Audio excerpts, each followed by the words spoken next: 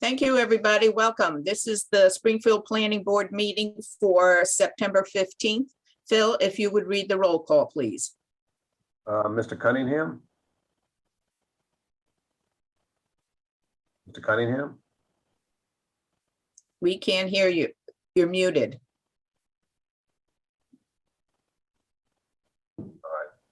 Now you're okay. No. I can still see you, so I'll assume you're here. Mr. Minio? Here. Mr. Daniele? Here. Ms. Moran? Here. Ms. DiFilippo? Here. Mr. Florian? Absent. Ms. McQuaid? Absent. And Ms. Choi absent, but we do have a quorum, Thank you. hopefully. Okay. Do you want to talk a little bit about the Zoom meeting? Oh, yeah, just for those who may be watching, due to the Zoom meeting requirements, the planning board is holding all 2 sessions. The 2 items that are on tonight were continued items from the September 1st meeting. They were both continued on September 1st to allow the general public to view the meetings and provide comments if necessary. And then we would read those comments into the meeting minutes, and then the board would make the decision to either be able to vote on these tonight or continue them for whatever underlying reasons. But under our first public hearing that was continued was an all alcoholic new liquor license for 302 Cooley Street. The petitioner was Casa Velarda Springfield LLC, doing business as Casa Velarda Mexican Restaurant. Just for the board's information, I have not received any additional information either in favor or against the proposed request for a liquor license. Okay.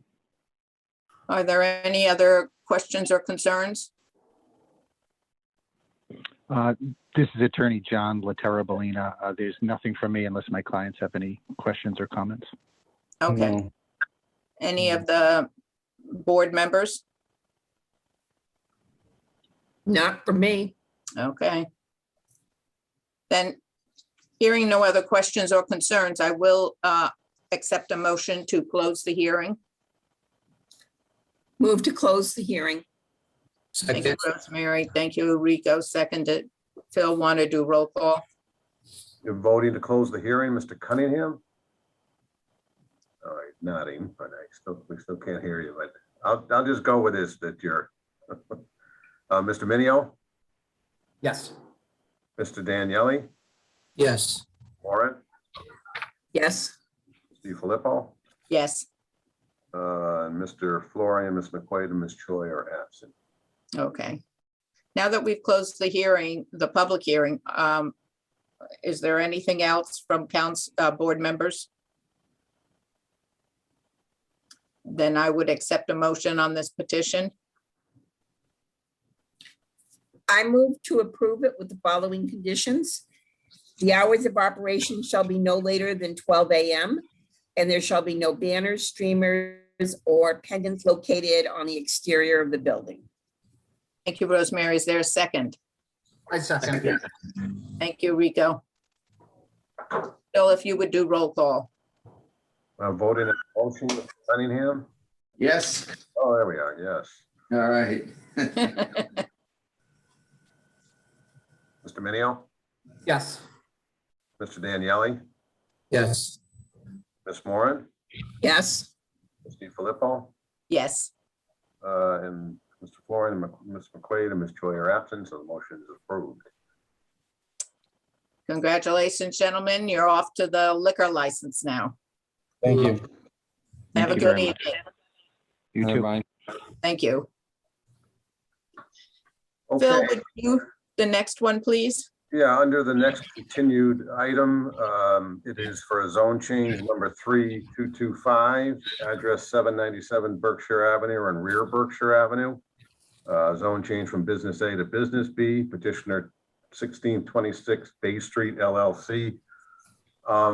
As the board is aware, we did receive some comments through email I also had a voicemail that I was just going to play, you know, as required under the Zoom meetings. The items are continued, and then the general public has the ability to comment either through written testimony or by voicemail. I did receive actually 2 voicemails, but one of the voicemails, I also received an email with the same comment. So I'm just going to read that, but I am just going to, I tested this with Gloria, so I'm just going to play this first voicemail message into the record. Hopefully this works. My name is Carol Ethier. I live at 18 Babin Street in Indian Orchard. The subject is for the hearing for rezoning of petitioner Mike Martone. We adamantly oppose the zone change to Industrial A at the business known as 797 Berkshire Avenue. Mr. Martone requested a zone change from Business A to Business B. Explaining his application for the Industrial A zoning had been withdrawn. We were very happy to hear about that, but it did not last for very long. We are extremely concerned about zoning changes and the monitoring of activity of said business as it relates to the wetlands and our neighborhood properties. A portion of the area currently in use by said business is already within the wetlands buffer zone for Mona Lake. Very recently, neighbors have seen water runoff from the business into the lake and have seen materials moved from the business to the water's edge. And there are photographs of this. A change to Industrial A zoning could cause more sound or other pollution by said business, which could affect the value of our residential properties, as well as the well-being of the lake wildlife. The Massachusetts Stormwater Handbook states, a stormwater management system or written plan should be outlined. Is there one in place? Will there be one in place? Will it be monitored? Residents on Babin Street have lived here between 40 to 60 years. We're good neighbors, we're good Springfield citizens, and we need to be heard. Please do not zone to Industrial A. It is not appropriate for bordering wetlands. It's not appropriate for our neighborhood. And we need monitoring of the business activities to ensure that whatever is stated in the zoning guidelines be adhered to. Please, I'm asking you to help us. Thank you. And just for clarification, I'm not sure, you know, there was an original zone change, as the board is aware, to Industrial A. That was in fact withdrawn. So I'm not sure. She may have been given another notice. The city council also sent out notice for that meeting. So there may have been some confusion that she was thinking that the Industrial A was still moving forward, but it was not, you know, that is not the case. So just for clarification. Also, So I just want to say, yes, it's going from Business A to Business B, just to back up what you were saying. That is the request of the petitioner. correct. We did have an original one that wanted to, you know, wanted to go to Industrial A, but after conversations with the owner and zoning, it was determined that Industrial A was not needed to do what he was looking to do. So then we threw You're that. cutting out a little bit there, Phil. Oh, sorry. Can you hear me? Can you hear me? Yeah, now you're okay. Okay, hopefully this works. All right. I did want to. Hopefully this is working. Can you hear me? Yes. Okay. I did just also want to read into the record the 2 emails I received regarding the proposed zone changes. The first one is from Valerie and Lynn Morrison, owners of 26 Babin Street. The abutter at the northern tip of 797 Berkshire Avenue support Mr. Martone's request for zone change from Business A to Business B at 797 Berkshire Ave, and they identify 797 Berkshire Avenue parcel only. He keeps a tidy operation, and all those we speak with there were pleasant. We cannot support the same change at rear Berkshire Avenue, and the parcel number is 0356 at this time, due to lack of confidence that the operation will be limited to the proposed purpose or those allowed by right for Business B, or with state law which protects the health of Mona Lake. Mr. Martone was aware at the time of his purchase of the property with restrictions might be encountered due to the Residence A and Business A zoning and the wetlands protection requirements. The past and current activities at the central and eastern portion of the property, a large part of which is within the wetlands buffer zone, have not been in compliance with the current zoning or with the proposed zoning with the special permit for several years. And this activity has recently escalated significantly, possibly due to Mascon excavating and landscaping operations there. Yes. The noise generated by the heavy equipment and emptying of dump trucks has become unpleasantly invasive and has negatively impacted both residents and wildlife. A stockade fence on a small part of a different area does not muffle the percussion nature of this disturbance. We ask that Springfield Auto and Truck and Mascon Excavating and Landscaping be directed to cease this currently non-permitted activity immediately. We also ask that Mr. Martone be directed to comply with MGL Chapter 131, subsection 40, with reference to filing and grading notification to abutters within 100 feet or across open water, and stormwater control and drainage before further disturbance of the soil and vegetation within the wetland buffer zone. The materials stored, with much dump truck banging, have included asphalt, gravel, unknown fill and debris, and occasionally salt. Heavy equipment is also stored there. These land uses qualify rear Berkshire Avenue as having a high potential for pollutant and sediment bearing stormwater runoff. There are several areas along the banks bordering this activity that display significant erosion and direct discharge into Mona Lake now, and this has possibly contributed to the recent dramatic change in the fauna of the lake. Respectfully, Valerie and Lynn Morrison.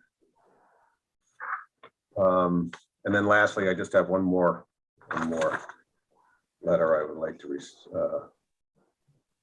this is from a Cindy Rushlow, owner of 27 Bavin Street. This is in response to the notice I received regarding the above property. I approve the zone change request from Business A to Business B, but only for the front of the property, not the rear where the wetlands are. There is a fence that was put up parallel to Mona Lake, but there is nothing protecting the water. Trucks are constantly moving around the rear by the wetlands throughout the day, 6 days a week from 8 a.m. to 5 p.m., stirring up dust and debris. I have been working nights for 25 years and plan on retiring here. Over the years, my quality of life has become harder to sleep with the trucking company behind me and on the side of me. They have been doing more and more the last 6 months to a year by the wetlands, with trucks moving back and forth, banging their dump trucks to get contents out several times a day, disturbing my neighbors, the wildlife, and especially myself. This neighborhood used to be a quiet neighborhood, but now there is so little peace and quiet. If 797 Berkshire Avenue property is not limited to the changing zone to Business B, just in the front only, it would be impossible to get any sleep whatsoever. And two, with limited amount of property and any future owners of said property from disturbing the wetlands and, more importantly, my neighborhood. Cindy Rushlow, owner, 27 Bavin Street. So those were the comments that I received. I did forward them to the board as well. So on that note, Mr. Martone, do you have anything you'd like to add? I do. I would like to add a few things. I think the letters, I understand their concerns, but I'm afraid the letters are painting a picture that aren't true to a certain extent. We're operating during normal business hours. On Saturdays there, I'm there myself. I'm there till 1 o'clock. We're not banging things on Saturday. During the week, crews show up at 7 o'clock. They go out on the job. They come back at 3, they're done. This business has been a trucking company since 1959. In 1959, Martin Trucking has been there using that property, storing trucks in the back of the property where we're moving around since that period in time. I purchased the property from the city of Springfield 10 years ago. I know exactly the zone was business A. I know the trucking company was there since 1959, and they were a trucking company. Quieter at some years, busier in other years. I know in the 70s, they ramped up, they added on to their building, and they had a trucking terminal that had cross docks. They had a trucking company that was running 360 days a week, 24 hours a day, in and out of the property. But with saying that, I'm conscious to the neighbors. I'd like to be able to work between 7 and 5, a normal day, and be able to conduct business. I feel bad for Cindy Rushlow. I know she works at night. She comes home at 8 o'clock. She wants to sleep all day. I understand that. We try to stay away from her, whatever I can do, but I do have to run a business. And I think we talked about putting some, maybe some shrubs or trees in as a buffer. I don't have an issue with that. Whatever would work best for her, I would do. I don't know what else I can do. I do not want to cause any problems at night. We don't want to make noise after normal working hours. She talked about retiring. When she retires, she's probably going to be sleeping at night. She's going to be up during the day. That would coexist with us, I believe. As far as the other neighbor mentioned some wetland issues that they were concerned about. I totally understand exactly what they're concerned about, and I took some action. I hired a engineer that is very familiar with wetlands and is certified with wetlands. He's going to come up with a plan to isolate the lake from where we're working so we do not have a chance of any contamination going into the lake. This is going to take me some time to get it stamped and approved by conservation.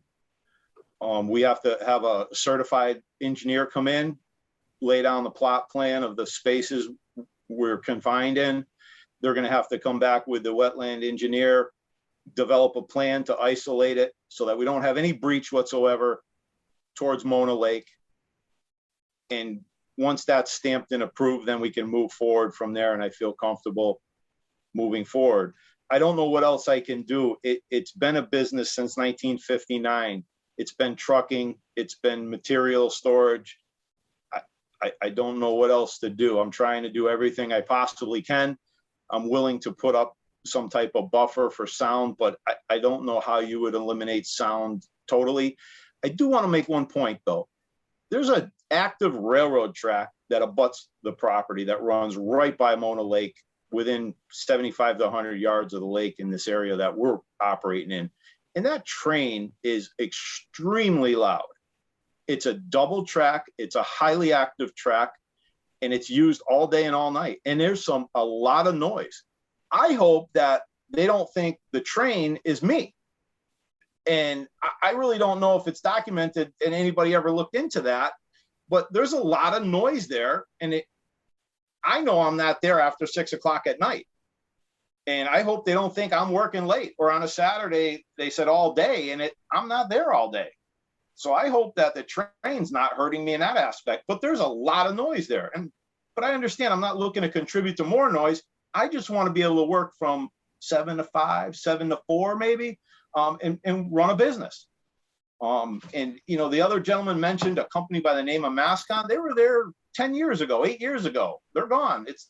They're not there anymore. I don't know where some of the information's coming from and some of the chapters that they're referencing where they're doing their research, but I've actually talked to a wetlands engineer and have a plan we're going to put together. Unfortunately, I couldn't bring the plan tonight because we're still working on it, but we're going to have a certified plan. He's confident he can come up with a plan that will work for our use to protect the Mona Lake wildlife, protect the waterway, and not create any problems with the lake. He's confident we can do that. We already been before conservation to put in a sewer connection on the end of, from the end of Babin Street. It was approved by the Springfield Water and Sewer Commission and the DPW to put a sewer connection to our building, because with all the traffic on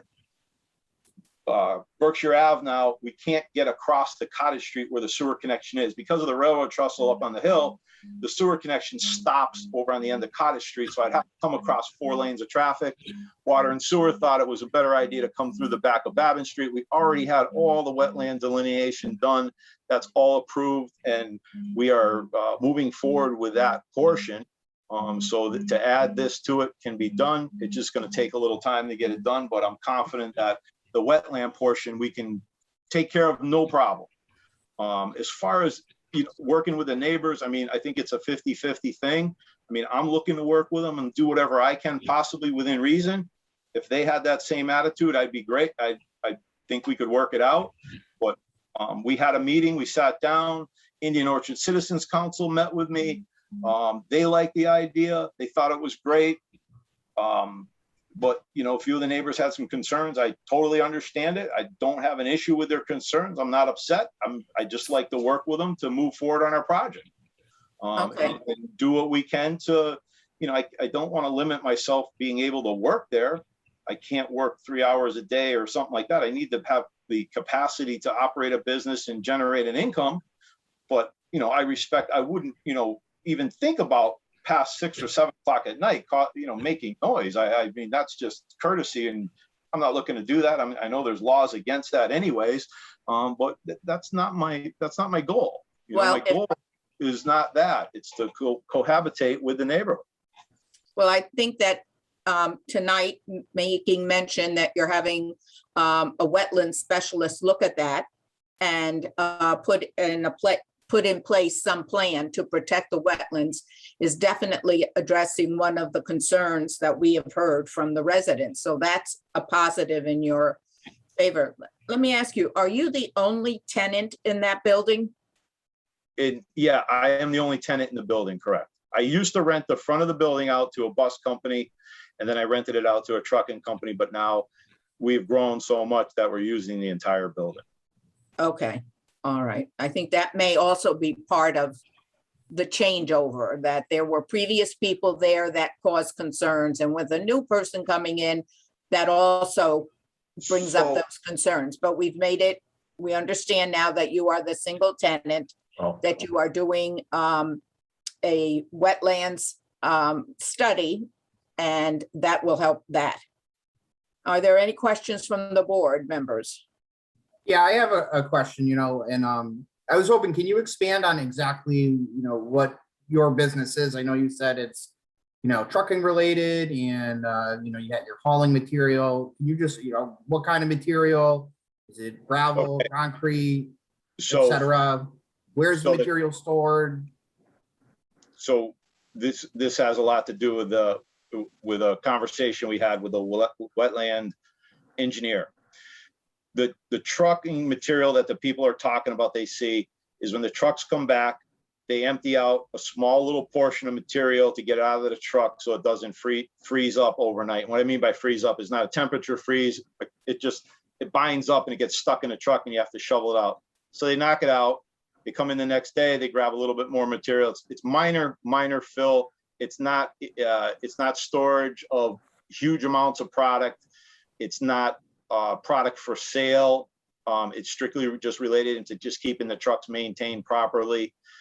We did make a note that the engineer is going to draw some bins up on the plan on the track side of the property, which is far enough away from the wetlands where we can get a little bit more, keep it contained in more of a block, trying to explain this, how you call it, a bin that would be made of concrete blocks. So the bin could be 8 feet wide 9 feet deep and 3 foot high where the truck could back into and keep it Right. contained there, and a little bit more organized versus than just dropping it on the ground. So there's some housekeeping on our end we're happy to do. We don't have an issue with that, but it has to be a plan that's certified by a wetlands engineer. We're looking at doing that, and I think it'll have a positive result. I just don't have any more information. I've only been working with the engineer for 2 days. Yeah, I I'm will more have a concerned lot with, more information for you on that. So back to my business also, I have a truck equipment business. We also install the bodies on trucks, and that's the retail portion of that I'm trying to bring to Berkshire Ave in the front, remodel the building and have a retail operation there. So our plan, we got sidetracked with what we're doing in the back, which is a thing that's been there forever, since 1959. A different company was doing it, now I'm doing it. But the main focus of our company is a retail operation on the front building. We have a 5,000 square foot building in the front, which was warehousing and installation, that we're going to turn into offices and a showroom where our retail customers can access our business, and all our product will be displayed for sale in and around the building, where we want to move our business from Bay Street right now. If you're familiar with Bay Street, I'm across from Napoli Pizza. I've been there for 20 years, and that's what we're doing. But I've just outgrown that, and I have no room there. And this is a much bigger property where I can come over and get to the next level. yeah, but what, focus on bringing back to your site. What is it? You're breaking up again. I'm sorry. Say that over again. You broke up.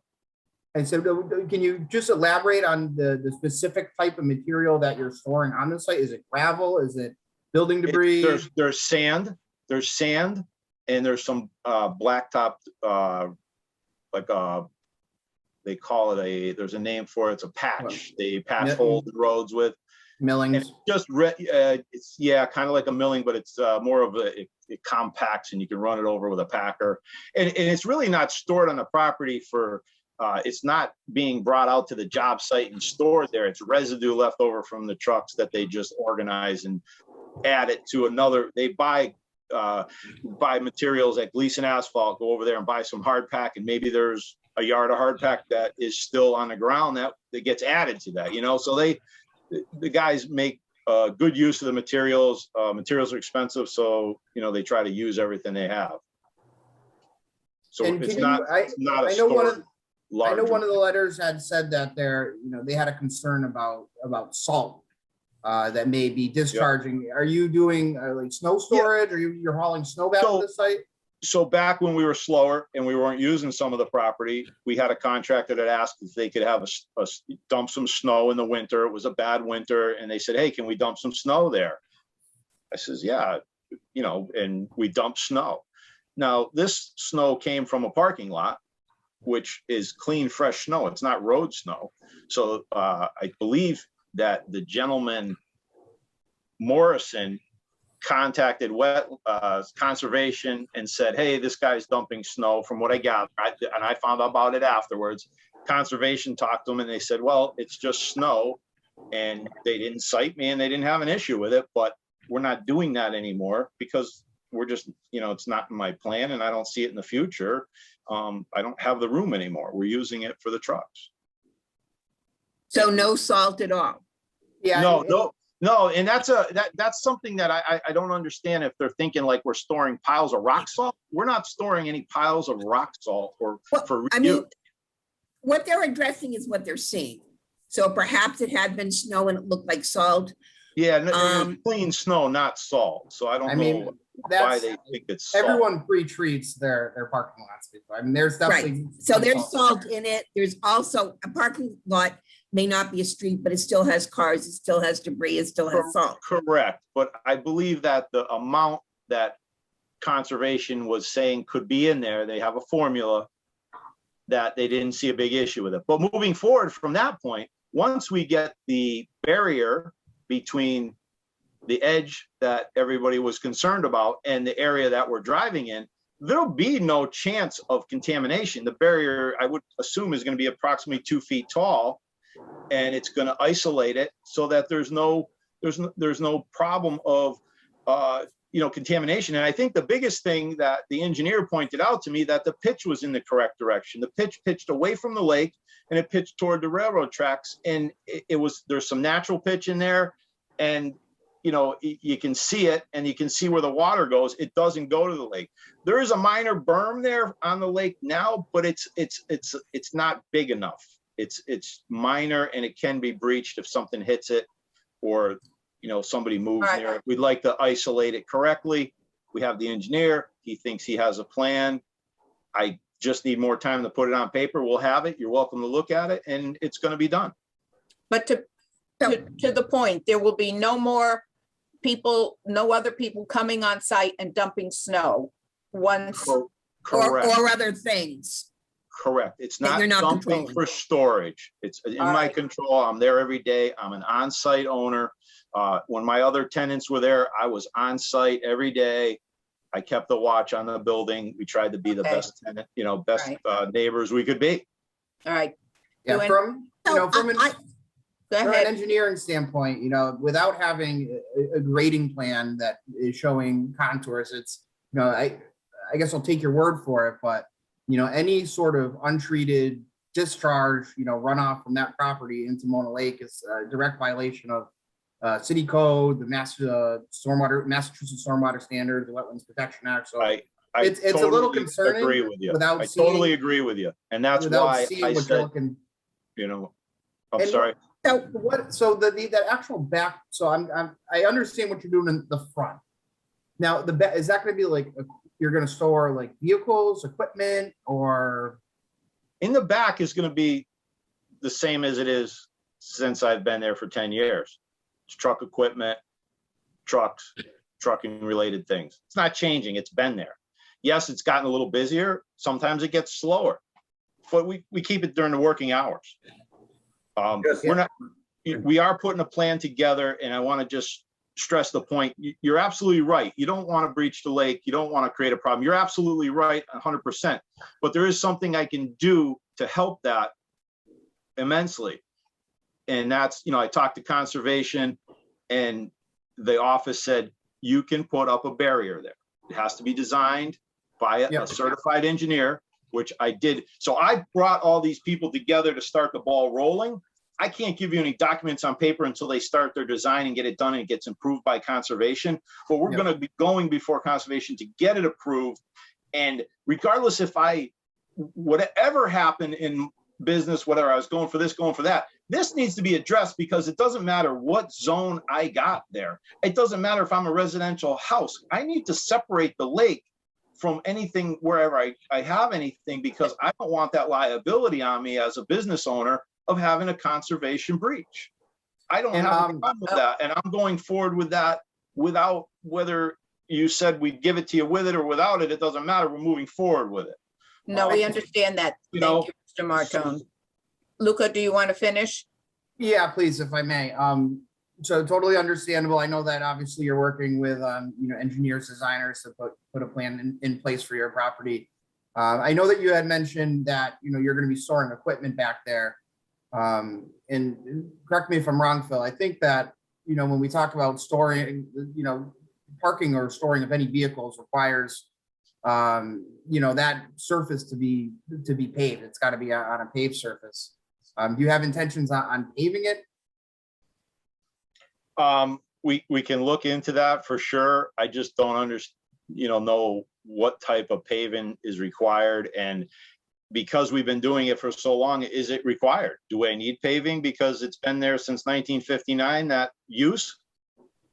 It's not a new use. It's not new. It's existing. And I'm not looking to change anything on that end. I mean, I think the discussion about paving, we're gonna have to have. I do, just so the board is aware, I've had a number of conversations with Mike Yakum, who's the zoning administrator, and as well as Mr. Martone as well. And, just to kind of stress, and this is for the neighbors as well, that, the trucking business that, he speaks about and has been there, there are permits dating back to, there's 1957, 1977. So, So technically, the use that's operating there now would be considered a pre-existing use. So it wouldn't need a zone change. Now, the zone change that's being requested is specifically for the auto repair, the truck auto repair and sales portion of the business that he wants to bring to the site. So there is a debate, and I would defer to, building and DPW as far as, whether we can enforce the requirement for paving because it's a pre-existing use. I'm not 100% sure on that. Obviously, in addition to the zone change I've talked about, it is going to trigger a special permit as well. Conditions can be added to that special permit, which can require specific items to be done. So, whether that incorporates the back of the property to be completely paved, but the majority of the site is not paved now. It's just the front that's paved. I was a little surprised when I drove by that the majority is not paved. Now, again, whether that's, hard pack or whether that's full pavement, I'm not 100% sure whether under zoning anyway, it would trigger the paving requirement because, the use itself has been there for so long. Again, I don't know if that triggers with the zone change and the special permit, but we can have those discussions. I can get clarification on that. I'd like to say something when I get a chance, please. Can I say something? Go ahead. Okay, so back to, Just keep it brief, please. I will. So back to Mr. Minio. Mr. Minio, there's another plan in the front for the retail operation, which is going to be, I don't know how to say it, but much more refined operation. It's retail. We're going to have paving in the front. We're going to have paving on the right-hand side of the property where there's a lot of parking now. It's going to be customer access. So the whole front of the building, we're transforming, modernizing it, updating it. We have to go through all the steps to do that through DPW and get the correct okays to do all that. But our plan is to remodel that whole front half of that building and the area all around it. So there is a lot of paving involved. It's just, I don't have a plan for paving in the rear of the property now. And just one final comment. Now, I know obviously you've mentioned conservation. We know we have wetlands. Is the intent to be building or operating within the 50-foot wetland buffer, or is it just within the 100-foot wetland buffer? I don't know exactly the footage, but it is in the buffer, and it's been in the buffer, like I said, since 1959. So, I'd like to keep operating like I am, but I'm very concerned about conservation. I want to cross that bridge. I want to get that portion of it totally satisfied for conservation so that we can keep operating the way we were. So yes, it could be into the 50 or 100-foot buffer. I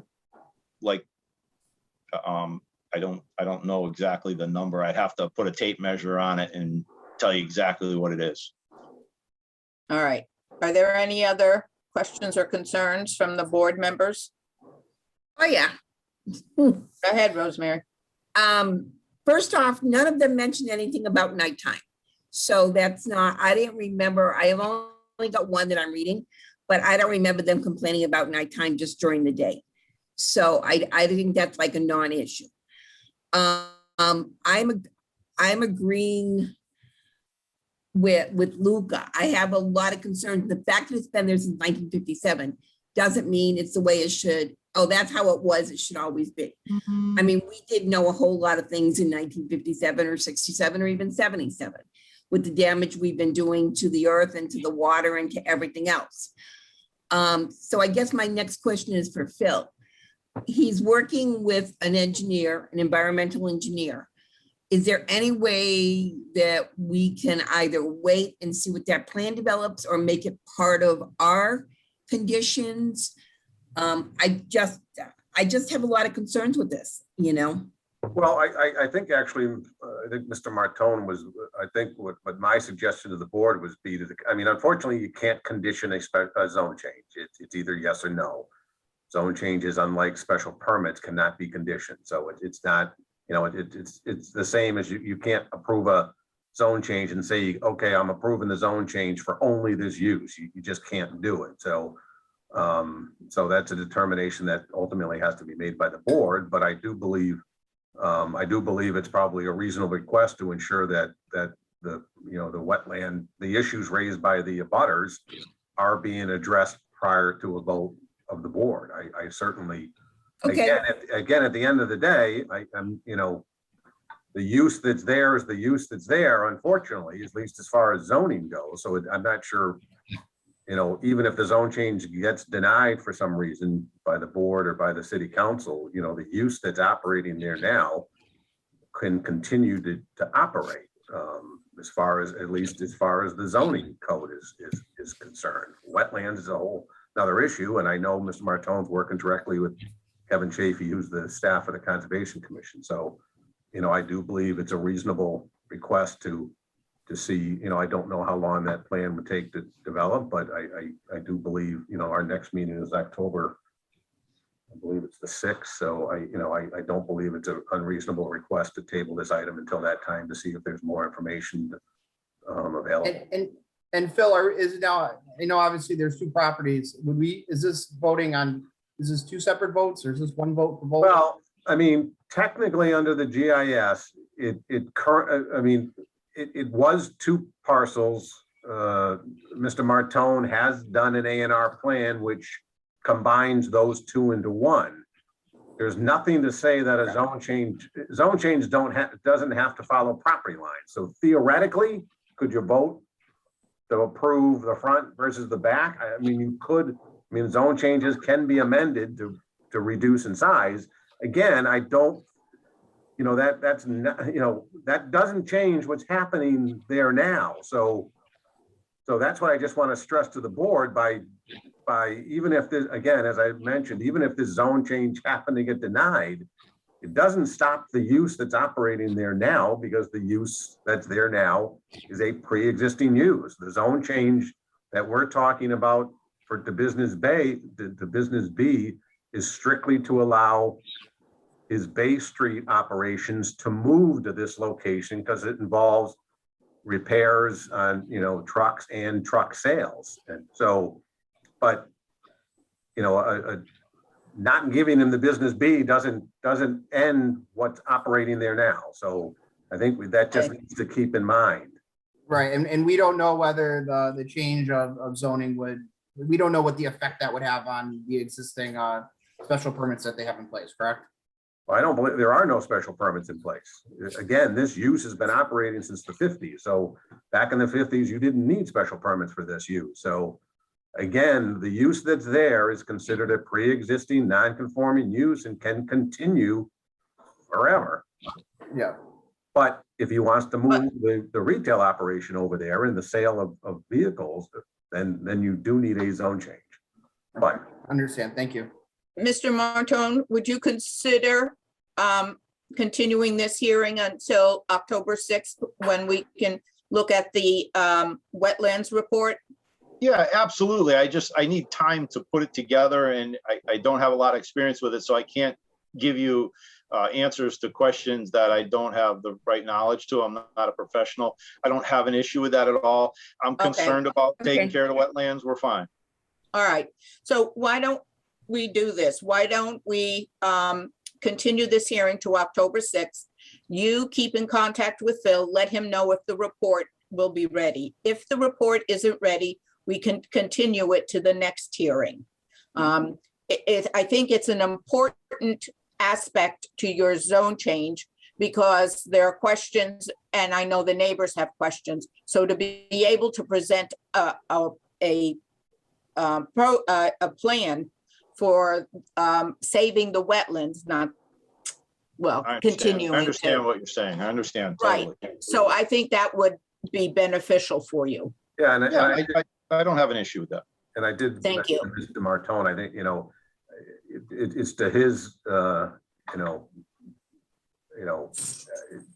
it's good for him to resolve these issues, because these issues are going to come up at the city council level as well. Oh, absolutely. All right, so I would accept a motion to continue the hearing. I'll make a motion to continue the hearing until October 6th. Thank you, Luca. Is there a second? Second. Thank you, Rosemary. Phil, if you do roll call? Voting in favor to continue the hearing, Mr. Cunningham? Muted, but I think I saw. Yes. Yes, Mr. Minio, Yes.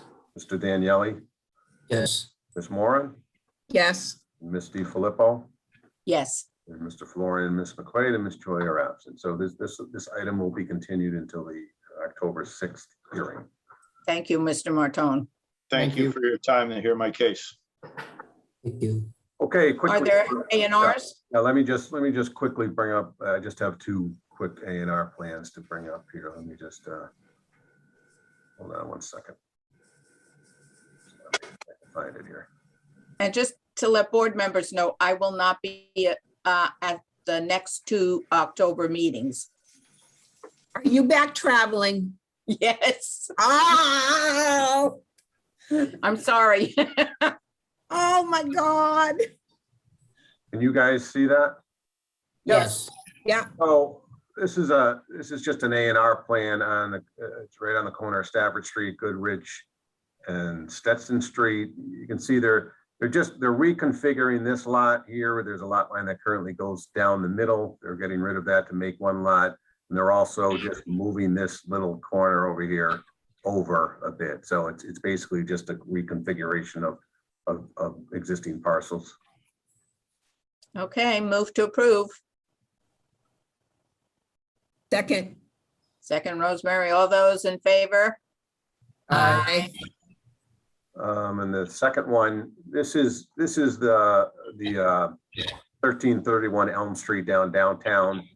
As you can see, there's a number of internal little lot lines throughout the property. As the board's aware, this property is proposed to be redeveloped into housing. So they're just combining kind of all these small little parcels into one large development parcel that will ultimately be redeveloped. So is it that lot A and then it goes up and over? Well, no, lot A is going to be the final lot. It's Okay. so you can see this is a little lot, here's a little lot, here's a little So those lot. little dotted lines. There's a bunch Okay. of little dotted, bunch of little lots that make up this parcel. So because again, I think there used to be buildings on these little lots that are now gone. So it's basically, 2 or 3 or 4 tiny lots being combined into one large lot A, which is And about, then does it go up and over to Elm Street? right, yeah. So this is all the parcel. Oh, Yeah, okay. yeah. So it'll be one large, about a little over an acre lot.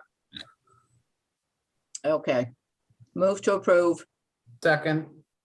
Thank you. All those in favor, raise your hand. Yay. All right, that's Okay, it. that's all I have. Gloria, enjoy your traveling.